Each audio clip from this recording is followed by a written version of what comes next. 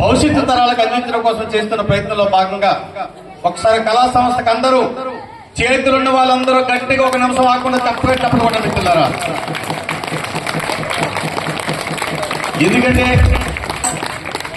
ఒక జానపద పాటను తీసుకొని ఒక తిరుగుబాటు పాటగా, ఒక విప్లవ పాటగా మలిచినటువంటి ప్రాంతం మన ఈ ప్రాంతం.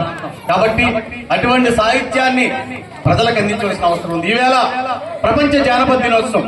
ఒకనాడు గ్రామీణ ప్రాంతాల్లో మన తల్లులు తమ శ్రమను మర్చిపోవడం కోసం కోతల్లో, నాట్లల్లో, కలుపుల్లో, పండగల్లో, పబ్బాల్లో అనేక సందర్భాల్లో కోలాటం, బుర్రకథ, చెక్కభజన, హరికథ, తూర్పు పగడవాసాలు, జముకులు పాట, అనేక పాటలతో ఒకరోజు మన ఊరంతా తెల్లారేది.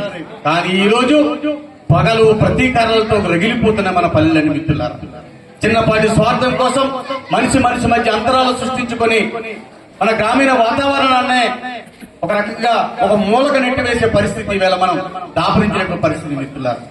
ఈవేళ టీవీలు, సీరియల్లో వచ్చి మన జానపదాన్ని సినిమాల్లో వాడుకుంటూ వాళ్ళు అభివృద్ధి చెందుతున్నారు. కానీ మనం మాత్రం ఇంకా ఇక్కడే ఉండిపోయినాం మిత్రులారా. ఈ మధ్య వచ్చినటువంటి సినిమాల్లో ఎన్ని పాటలు మన పాటలు రాలేదు. ఒకనాడు గ్రామీణ ప్రాంతాల్లో మన చిన్ననాడు పాడుకున్న పాటలన్నీ వేళ సినిమాలోకి వచ్చి ఆ ప్రొడ్యూసర్లందరూ ధనాన్ని సంపాదించుకుంటున్నారు. కానీ అచ్చమైన జానపదాన్ని బతికించడం కోసం ఎవరో ప్రయత్నం చేయలేదు మిత్రులారా. మన ప్రాంతం పేరుతోటి సినిమాలు తీసి ఇక్కడ వాళ్ళు నటించట్లేదు. ఎక్కడెక్కడ వాళ్ళు వచ్చి మన ప్రాంత సినిమాల పేరుతో నటించి దాన్ని ఆదాయంగా మార్చుకుంటున్నారు. కానీ ఇక్కడ ఉన్న జానపద కళాకారులు, ఇక్కడ ఉన్న జానపద సంపద, జానపద రచయితల యొక్క అస్తిత్వాన్ని కోల్పోయే విధంగా ఈ ప్రాంతం వల్ల నెట్టివేయబడింది మిత్రులారా.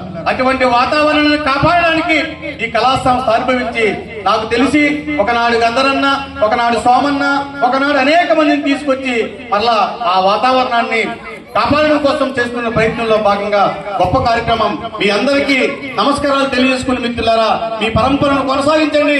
తప్పకుండా మా సహాయ సహకారాలు ఎప్పుడు కళా సంస్థకు ఉండదని చెప్పి తెలియజేసుకుంటున్నాను మిత్రులారా. కాలం వీరులకే సలాం చేస్తుంది, కానీ ఎప్పుడు చేస్తుందో టైం పడుతుంది. అందుకే మహాకవి కలేకూరు ప్రసాద్ అంటాడు, నేను ఎప్పుడు పుట్టానో తెలియదు గాని 1000 ఏళ్ల క్రితమే ఈ గడ్డ మీదనే చెప్పబడ్డాను.